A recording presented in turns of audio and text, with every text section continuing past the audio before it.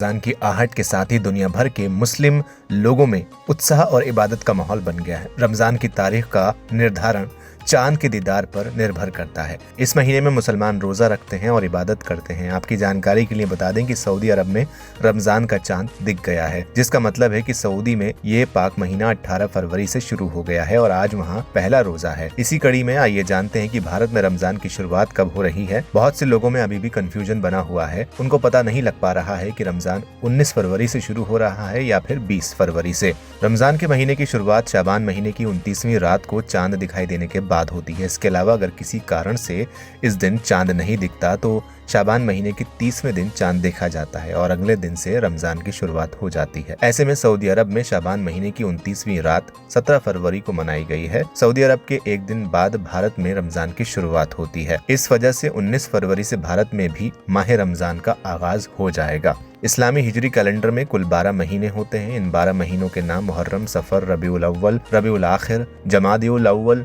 जमादिउल आखिर, रजब, शाबान, रमजान, शव्वाल, जिलकद और जिलहिज्जा है। तो चलिए अब समझते हैं कि आखिर रोजा क्या है।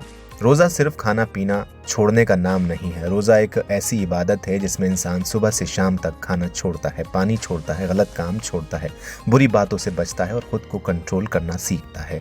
रोजा रखने की सबसे बड़ी वजह कुरान में साफ लिखी हुई है। अल्लाह ताला फरमाते हैं, ए ईमान वालो, तुम पर रोजा फर्ज किया गया जैसे तुमसे पहले लोगों पर फर्ज किया गया था, ताकि तुम परहेजगार बन जाओ। इस आयत में रोजे का मकसद बताया गया है। तकवा का मतलब होता है अल्लाह का डर, अल्लाह की नाफरमानी से बचना और खुद को गुनाह से रोकना। यानी रोज़ा हमें सिखाता है कि अगर हम खाने पीने जैसी हलाल चीज़ें भी अल्लाह के हुक्म पर छोड़ सकते हैं तो फिर गुनाह और हराम चीज़ें छोड़ना तो और भी आसान होना चाहिए। उलेमा इकराम बताते हैं कि रोज़ा इंसान को कई चीज़ों की ट्रेनिंग देता है। भूख प्यास लगती है लेकिन इंसान सब्र करता है।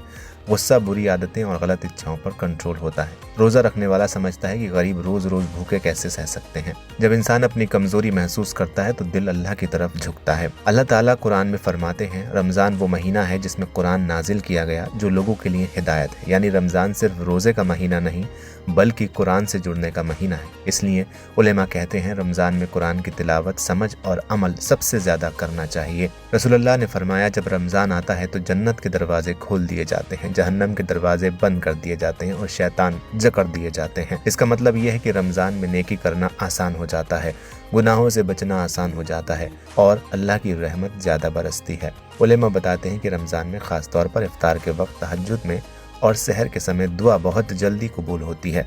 हदीस में आता है, रोज़ेदार की दुआ इफ्तार के वक्त रद्द नहीं की जाती। यानी इफ्तार से पहले दुआ मांगना बहुत बड़ी नेमत है। रमज़ान की सबसे बड़ी फजीलत है लैलतुल क़द्र। कुरान में अल्लाह फरमाते हैं, लैलतुल क़द्र 1000 महीनों से बेहतर है। 1000 महीनों का मतलब है लगभग 83 साल से ज़्यादा।